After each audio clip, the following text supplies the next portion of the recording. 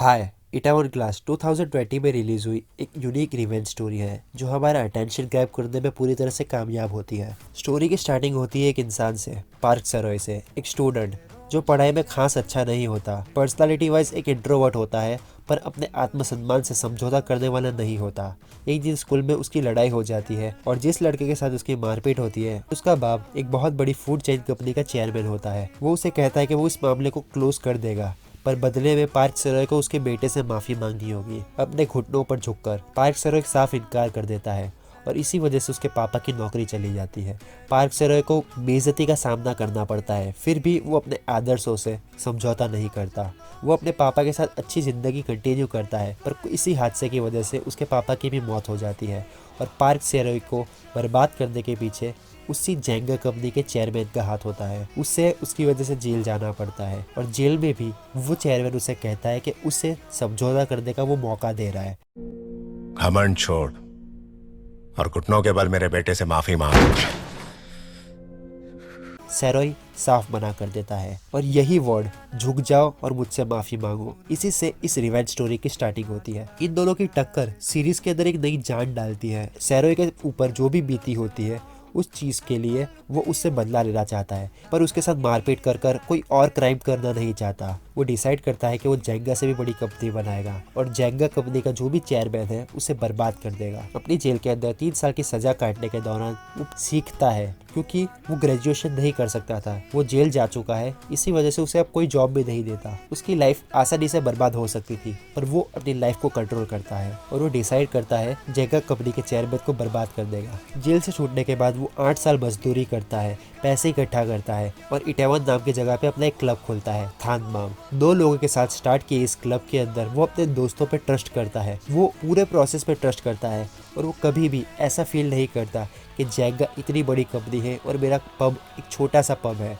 मैं उसे टक्कर कैसे दूंगा, मैं उसे कैसे हराऊंगा। उसे खुद पे विश्वास होता है और इसी विश्वास के थ्रू वो आगे बढ़ता है। उसकी इस जर्नी के अंदर हमें एक चीज़ पता चलती है, कुछ भी हो जाए वो अपने लोगों पर गुस्सा नहीं करता, वो अपने लोगों पर ट्रस्ट करता है। उसके लोगों की वजह से ही वो है, वो इस चीज़ पे बिलीव करता है। उसके इसी प्रिंसिपल्स की वजह से एक लड़की जिसका नाम येसु होता है वो उसकी हेल्प करने के लिए रेडी हो जाती है। येसु सोशल मीडिया पे बहुत पॉपुलर होती है, उसे मार्केटिंग, पब के इंटीरियर डिज़ाइन, कस्टमर्स को कैसे अट्रैक्ट करना, इन सभी का बहुत अच्छा नॉलेज होता है। इसीलिए वो थानमाम की मैनेजर बन जाती है और सरोय की वो बिना किसी स्वार्थ की मदद करना चाहती है। येसु के मैनेजर बनते ही सरोय के क्लब में कस्टमर्स आना स्टार्ट हो जाते हैं, पर यहाँ पे मुसीबत रुकती नहीं है। सरोय अपनी लाइफ में बहुत सारे चैलेंजेस को फेस करता है। जेंगा कंपनी का चेयरमैन सरोय को बर्बाद करने के लिए कई चाल चलता है, पर सरोय जरा भी पीछे नहीं हटता, उसका डटकर सामना करता है। सरोय एक ऐसा इंसान होता है जो किसी भी प्रॉब्लम में रिस्पॉन्सिबिलिटी देना जानता हो, अपने लोगों पर कोई आँच ना आए, इसीलिए सारी प्रॉब्लम को वो खुद ही फेस करता है। एज ए टीम लीडर वो शाइन करता हुआ हमें नजर आता है। और दूसरी तरफ जेंगा कंपनी के चेयरमैन की हम बात करें, उसके अंदर इसमें से एक भी क्वालिटी नहीं होती। उसे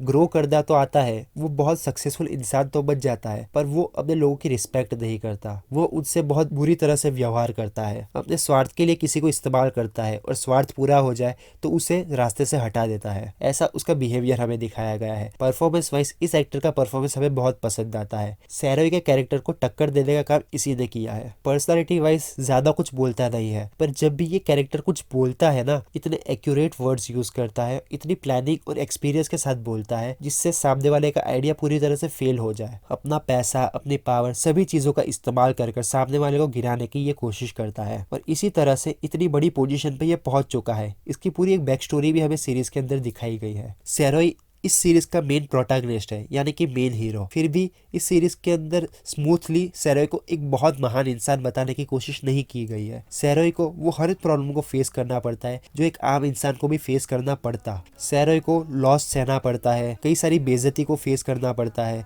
कई सारे लोगों का ट्रस्ट भी वो तोड़ता है, पर उन ट्रस्ट को गेन करने में वो फिर से कामयाब होता है और उसके लिए बहुत मेहनत उसे करनी पड़ती है। कई बार तो ऐसी सिचुएशन क्रिएट हो जाती है जहाँ पर उसे अपना पब बंद करने की भी नौबत आ जाती है, पर ऐसी सिचुएशन में भी वो किसी पे दोष नहीं डालता, वो खुद उस चीज़ की रिस्पॉन्सिबिलिटी उठाता है और खुद पर वो यकीन रखता है। एक बार हम मान भी लें कि यीशु उसके साथ नहीं होती, उसको पब ग्रो करने में बहुत ज़्यादा टाइम लग जाता, पर फिर भी वो कामयाब होता है। उसे किसी भी तरह से कामयाब होना ही था, उसने अपनी लाइफ का यही गोल रखा था। उसे जेंगा कंपनी के चेयरमैन को हराना ही है और उसी के बेसिस पे वो लाइफ जी रहा था। पर जैसे जैसे हम सीरीज में ग्रो करते जाते हैं, सैरोई अपने साथ काम करने वाले लोगों पे ट्रस्ट करता जाता है और उसके कैरेक्टर में भी हमें चेंजेस आने लगते हैं। लाइक वो कई सारी चीज़ें इस बिजनेस में से सीखा हो।